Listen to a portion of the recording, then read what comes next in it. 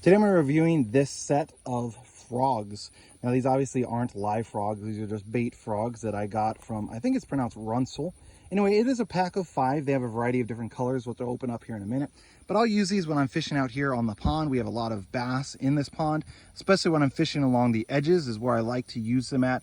There's not a ton of overgrowth on this specific pond that I'm fishing at today.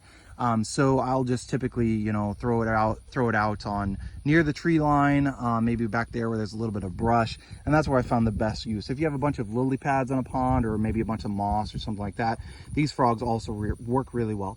There are a lot of frogs here on this property, so these tend to do decently. Now let me go ahead and open it up here and show you the different colors that are available. You can see I've only got 4 of them in here, and that is because I lost one of them. I got tangled up in a pretty big log when I was fishing the other day, and so I actually lost one of them. I broke the line. I didn't break the hook or anything like that. The line just broke off because I was in there too deep and couldn't get in and get it out. But they do come with a variety of colors, so depending on where you're fishing at, what type of coverage you have, you might want to choose the brighter colored one or go with these more muted colors. But there are 5 different color options that you can choose from. Then as you can see here, they do have the tails. Let me go ahead and put it down here on the grass. They do have the tails. They are the same length. Some people recommend trimming like one side over the other. That's totally up to you. If you don't like the way that they're walking, quote unquote, in the water, then you can shorten up one of these tails relatively easy.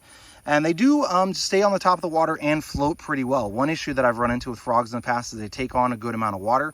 These actually don't do that. Now, obviously, if you're casting out there for maybe all day, they're going to start taking on some water. But overall, I have found great luck with these not just starting to sink after a couple of casts and having to squish them and empty them out, that sort of deal. So these have done a really good job for me.